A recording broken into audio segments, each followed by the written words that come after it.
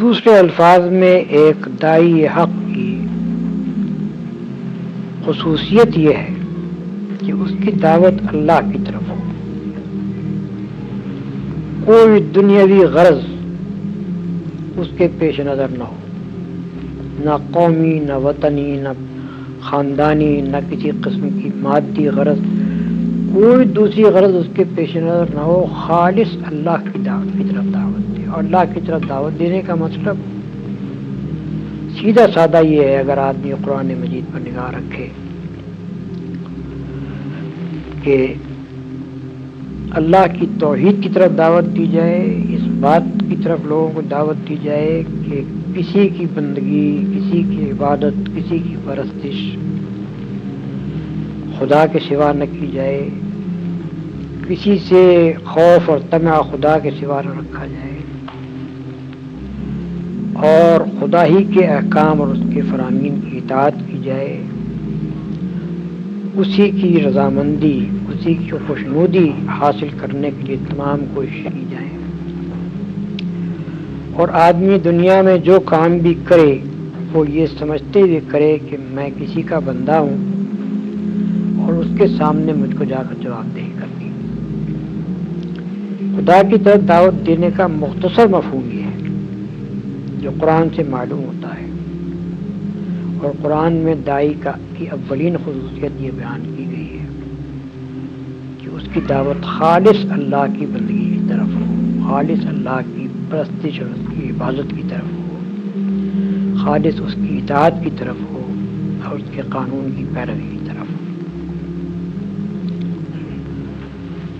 دوسری بات جو اس میں فرمائی گئی ہے وہ یہ ہے کہ وہ عامل صالحا، نیک عمل کرے۔ اس کا ذرا سا بھی آدمی غور کرے تو اس کا مفہوم صاف اس کی سمجھ میں آ جائے گا کہ اللہ کی طرف دعوت دینے والے کا اپنا عمل اگر درست نہ ہو تو پھر اس کی دعوت کا کوئی اثر نہیں ہو سکتا۔ جس چیز کی طرف وہ دعوت دے رہا ہے اس کا مجسمہ ہونا چاہیے اس داعی کو، اس کی اپنی زندگی میں خدا کی نافرمانی کا کوئی اثر نہ پایا جائے، اس کے اخلاق ایسے ہونے چاہیے کہ کوئی شخص اس کے دامن پر ایک دھبا نہ دکھا سکے، اس کے گرد و پیش کا ماحول، اس کا معاشرہ، اس کے دوست، عزیز، اقارب سب جانتے ہوں کہ یہ ہمارے اندر نہایت بلند اور پاکیزہ کیریکٹر کا انسان ہے۔ رسول اللہ صلی اللہ علیہ وسلم کی اپنی زندگی اس بات کی شہادت دیتی ہے کہ اللہ کی طرف دعوت دینے کے لیے کھڑے ہونے سے پہلے 40 سال تک وہ معاشرہ جس میں آپ رہے اس میں کوئی ایک فرد بھی ایسا نہ تھا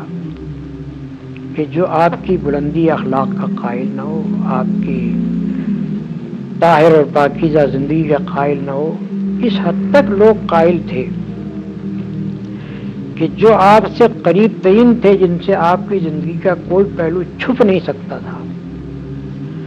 وہ اتنے آپ کے معتقد تھے کہ جب آپ نے نبوت کا اعلان کیا تو سب سے پہلے انہوں نے اقرار کیا۔ حضرت خدیجہ رضی اللہ عنہ 15 سال سے رسول اللہ صلی اللہ علیہ وسلم کی زوجیت میں تھی، اور کوئی کم سن عورت نہیں تھی بلکہ رسول اللہ صلی اللہ علیہ وسلم سے 15 برس بڑی تھی، جس کے معنی یہ ہے کہ جس وقت آپ نے نبوت کا دعویٰ کیا ہے اس وقت ان کی عمر 55 سال تھی، اور 40 سال کی عمر سے وہ آپ کی زوجیت میں تھی۔ ایک ایسی پختہ سن رسیدہ دانشمند عورت جو بیوی کی حیثیت سے اپنے شوہر کے ساتھ 15 سال رہی ہو، اس سے شوہر کا کوئی عیب چھپ ہی نہیں سکتا۔ دنیاوی اغراض کے لیے ایک بیوی اپنے شوہر کے ساتھ تمام اس کے ناجائز کاموں میں شریک ہو سکتی ہے، لیکن اس پر ایمان نہیں ڈال سکتی۔ پایا آدمی ہے کہ یہ خدا کا رسول ہو سکتا ہے اور ہونا چاہیے۔ تو وہ آپ کی اس حد تک معتقد تھی نبوت سے پہلے کہ جب آپ نے نبوت کا ماجرا ان کے سامنے پیش کیا تو انہوں نے ایک لمحے کا تأمل کیے بغیر اس کو تسلیم کیا۔ اسی طرح دوسرے شخص سیدنا زید بن حارثہ تھے، جو غلام کی حیثیت سے رسول اللہ صلی اللہ علیہ وسلم کے گھر میں آئے تھے نبوت سے 15 برس پہلے، اور ان کی عمر اس وقت 15 سال کی تھی۔ جب رسول اللہ صلی اللہ علیہ وسلم نبی مقرر ہوئے ہیں اس وقت وہ 30 سال کی عمر کے تھے۔ اس کے معنی یہ ہے کہ 15 سال ان کو رسول اللہ صلی اللہ علیہ وسلم کے گھر میں رہ کر ہر پہلو سے آپ کی زندگی کو دیکھنے کا موقع ملا تھا، اور وہ اتنے آپ کے معتقد تھے کہ جب ان کے والدین کو، ان کے چچا اور ان کے باپ کو پتہ چلا کہ ہمارا بیٹا فلاں جگہ غلامی کی زندگی بسر کر رہا ہے، تو وہ مکہ معظمہ آئے حضور کی نبوت سے پہلے، اور انہوں نے آ کر آپ سے کہا کہ آپ کا بڑا احسان ہوگا اگر آپ ہمارے اس بیٹے کو چھوڑ دیں۔ آپ نے فرمایا کہ میں لڑکے کو بلا لیتا ہوں، اگر وہ آپ کے ساتھ جانا چاہے تو میں آپ کے حوالے کر دوں گا، اگر وہ میرے ساتھ رہنا چاہے تو میں ایسا آدمی نہیں ہوں کہ جو میرے ساتھ رہنا چاہے اسے اپنے سے زبردستی الگ کروں۔ انہوں نے کہا کہ آپ نے بہت انصاف کی بات فرمائی، آپ لڑکے کو بلا لیجیے۔ جب حضرت زید آئے ان کے سامنے تو رسول اللہ صلی اللہ علیہ وسلم نے ان سے پوچھا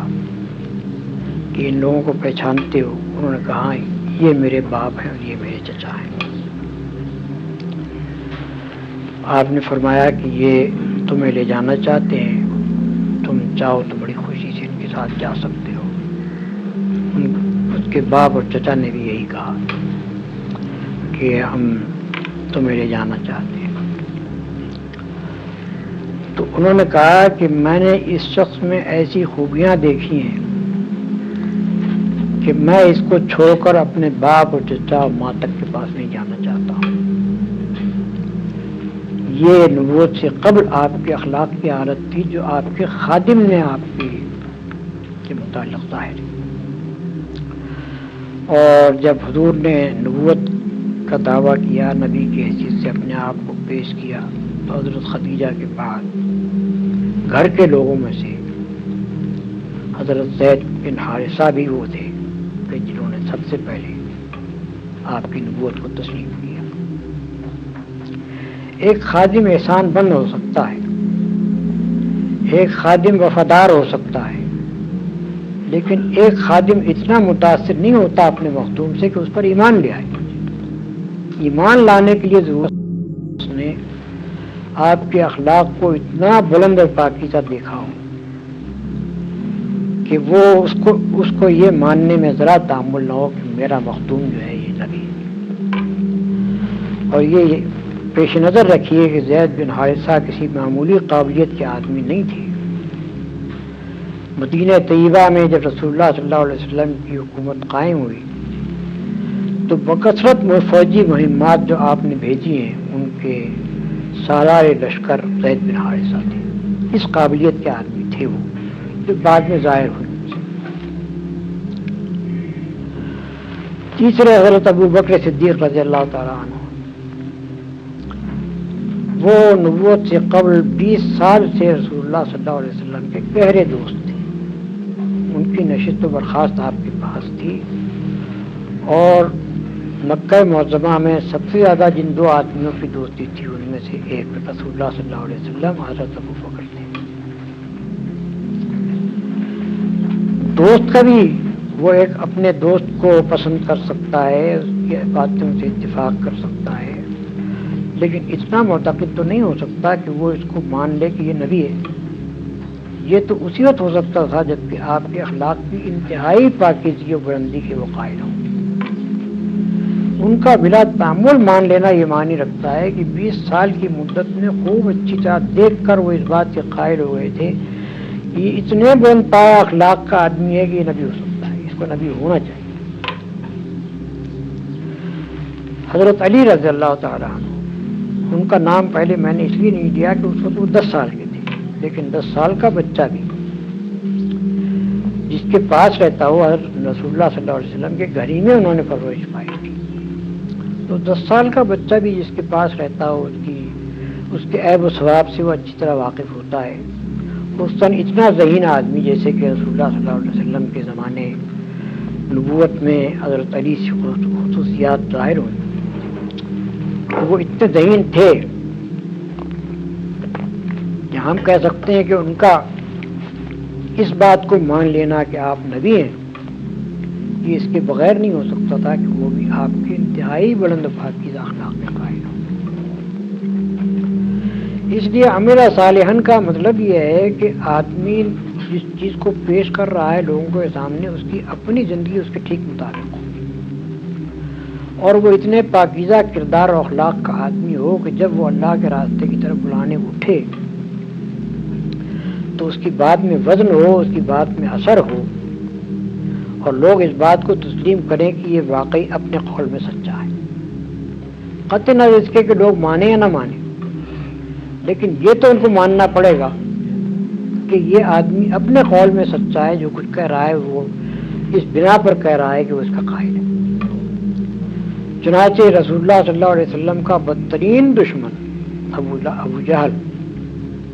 اس نے ایک مرتبہ خود رسول اللہ صلی اللہ علیہ وسلم سے کہا کہ اے محمد ہم تم کو جھوٹا نہیں کہتے بلکہ جو پیغام تم لائے اس کو جھوٹا کہتے. یعنی آپ کا بدترین دشمن بھی آپ کی صداقت کا قائل تھا. تو داعی کی دوسری بڑی خصوصیت یہ ہے. تیسری خصوصیت جیسا کہ میں نے بیان کیا کہ مکہ معظمہ کے اس ماحول میں کسی شخص کا اٹھ کر کہنا کہ میں مسلمان ہوں معمولی بات نہیں تھی. تو اللہ کی طرف دعوت دے, پاکیزہ عمل رکھنے والا ہو اور بدترین دشمنوں کے ماحول کے درمیان بھی وہ اپنے مسلمان ہونے سے انکار نہ کرے,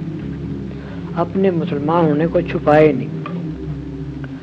اپنے مسلمان ہونے کا اقرار کرنے سے نہ شرمائے نہ جھجکے نہ ڈرے بلکہ کھلا اٹھ کر کہے کہ ہاں میں مسلمان ہوں, جو کچھ جس کا جی چاہے کر لیں. دوسرے الفاظ میں اس کے معنی یہ ہے کہ داعی میں تیسری بڑی اہم خصوصیت یہ ہونی چاہیے کہ وہ نہایت جری آدمی, نہایت بہادر آدمی, بزدل آدمی کا کام خدا کے راستے کی طرف دعوت دینا نہیں ہے. ذرا سی چوٹ لگے اور جو